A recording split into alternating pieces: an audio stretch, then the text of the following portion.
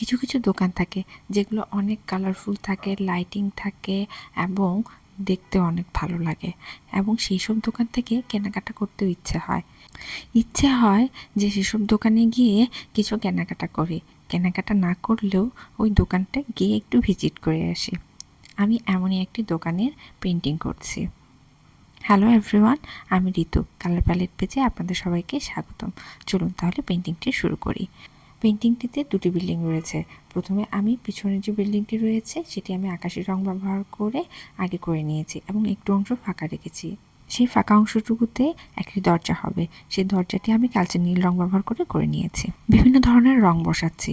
প্রথমে আমি কালো রং বসিয়েছি, তারপর নীলের সাথে একটু কালো রং মিক্সড করে একটি ডার্ক নীল রং ব্যবহার করে উপরের পার্টটি এবং মাঝখানের পার্টটি করে নিয়েছি। তারপর কমলা রঙের সাহায্যে দোকানের কাজটি করেছি এবং অল্প একটু হলুদ রঙও ব্যবহার করেছি, এবং সবার শেষের যে অংশটুকু রয়েছে সেটিতে আমি খয়েরি রং ব্যবহার করেছি।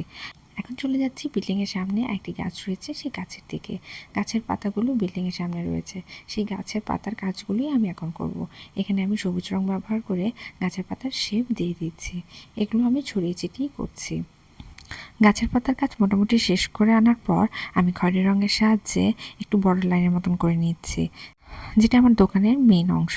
কমলা রঙের জায়গাটুকুতে আমি খয়েরি রঙের সাহায্যে বিভিন্ন ধরনের দাগ করে নিচ্ছি।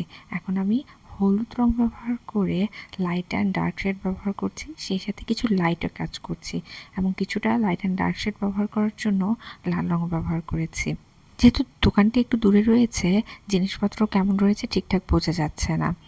গাছের কাজটি আমি ছড়িয়ে ছিটিয়ে করেছি, এই কারণে মনে হচ্ছিল যে কিছু পাতা এদিকে কিছু পাতা আরেক দিকে রয়েছে, কেমন যেন ইনকমপ্লিট লাগছিল। এই যে দেখেন, ফুলগুলো করে দিয়ে গাছটি আমি পূর্ণ করে ফেললাম।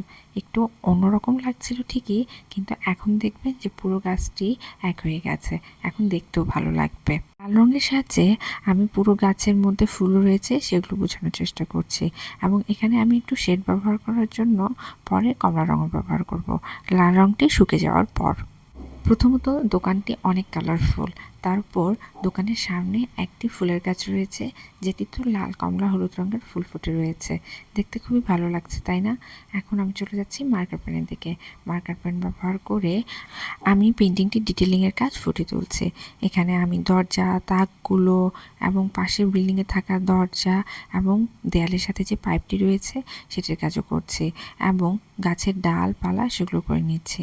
এখন দোকানের সামনে থাকা কিছু ফুলের গাছ রয়েছে, যেখানে আমি সবুজ রং ব্যবহার করে ফুলের গাছটি করে নিচ্ছি, এবং খয়েরি রং ব্যবহার করে আমি ফুলের যে টপটি রয়েছে সেটি করে নিচ্ছি, এবং ফুলের গাছগুলোতে হলুদ, কমলা এবং লাল রঙের কিছু ফুল দিয়ে দিলাম, এবং দোকানটিতে কিছু কিছু জায়গায় হলুদ রং ব্যবহার করলাম, এবং যে লাইটগুলো রয়েছে সেগুলো আবার হলুদ রং ব্যবহার করেছি। বৃষ্টি পড়ছে, সাদা রঙের সাহায্যে বৃষ্টির কাজটি করে নিলাম। এই তো কাজ আমার শেষ। ভিডিওটি যদি আপনাদের ভালো লেগে থাকে লাইক, কমেন্ট, শেয়ার করতে ভুলবেন না। ধন্যবাদ।